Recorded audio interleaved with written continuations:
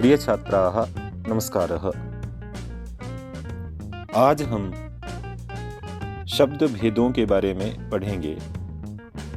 संस्कृत में रचना के आधार पर शब्द दो प्रकार के होते हैं,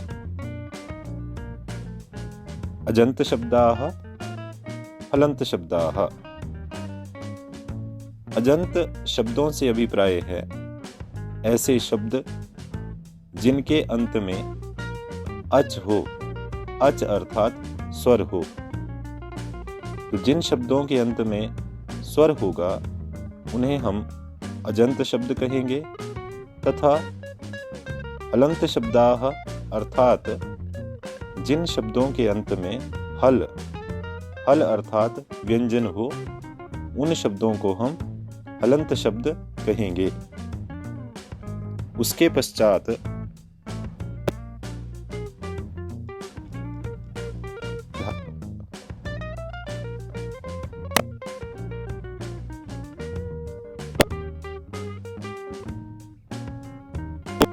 कारण संस्कृत में 3 लिंग होते हैं, तो शब्दों का विभाजन भी 3 प्रकार से होगा। पहले जो हमने अजंत शब्द समझे, उन अजंत शब्दों को भी हम 3 लिंगों में विभाजित कर सकते हैं।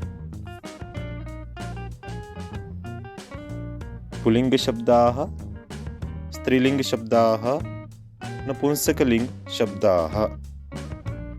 उसके पश्चात जो हमने हलंत शब्द समझे हैं, उन हलंत शब्दों को भी हम लिंग के आधार पर 3 भेदों में या 3 भागों में बांट सकते हैं। पुल्लिंग शब्दाः, स्त्रीलिंग शब्दाः, नपुंसकलिंग शब्दाः। अब हम इनके कुछ उदाहरण देखेंगे।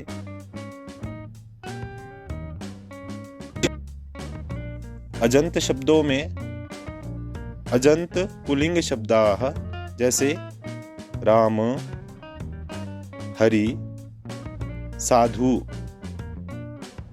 यहाँ राम के अंत में अ है, हरि के अंत में ई है और साधु के अंत में उ है। और ये तीनों ही शब्द पुल्लिंग के हैं, इसलिए इन्हें अजंत पुल्लिंग शब्द कहेंगे। उसके बाद अजंत स्त्रीलिंग शब्दाः जैसे लता, मति, नदी। लता शब्द के अंत में आ है, मति शब्द के अंत में ई है और नदी शब्द के अंत में ई है, इसलिए इन तीनों शब्दों को हम अजंत स्त्रीलिंग शब्द कहेंगे। इसके बाद भी अनेक उदाहरण हमें अजंत स्त्रीलिंग शब्दों के मिलते हैं। उसके पश्चात अजंत नपुंसकलिंग शब्दाः जैसे फल, वारी, मधु इत्यादि।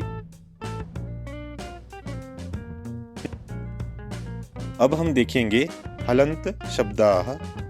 हलंत शब्दों में भी 3 तरह से भेद होंगे, पुल्लिंग, स्त्रीलिंग और नपुंसकलिंग शब्द। सबसे पहले जैसे हलंत पुल्लिंग शब्द है भगवत, करिन, आत्मन इत्यादि। हलंत स्त्रीलिंग शब्दों में वाच, सरित, तथा हलंत नपुंसकलिंग शब्दों में पयस, शर्मन, जगत इत्यादि। अब हम चित्र के रूप में देखेंगे। जैसे बालक। ये बालक शब्द, बालक जिसको हम कहते हैं, ये पुल्लिंग का शब्द है, अजंत पुल्लिंग का उदाहरण है। बालिका, ये अजंत स्त्रीलिंग का उदाहरण है। फल, ये अजंत नपुंसकलिंग का उदाहरण है। तो इस तरह से हम देखते हैं कि संस्कृत में रचना और लिंग के आधार पर जब हम शब्दों के भेद करते हैं तो हमें 6 प्रकार के शब्द प्राप्त होते हैं, जिनमें हम अजंत पुल्लिंग शब्द, अजंत स्त्रीलिंग शब्द तथा अजंत नपुंसकलिंग शब्द, हलंत पुल्लिंग शब्द, हलंत स्त्रीलिंग शब्द तथा हलंत नपुंसकलिंग शब्द। तो हम कह सकते हैं कि जब भी हमने शब्दों को पढ़ना है तो पहले हम उन्हें रचना के आधार पर देखेंगे कि उनके अंत में कौन सा वर्ण है, और उसके पश्चात हम देखेंगे कि वो कौन से लिंग में आते हैं। तो इस तरह से आज हमने शब्दों के भेद जानने का प्रयास किया है। आशा है कि हम इन्हें समझ गए होंगे और भी कुछ उदाहरणों के माध्यम से हम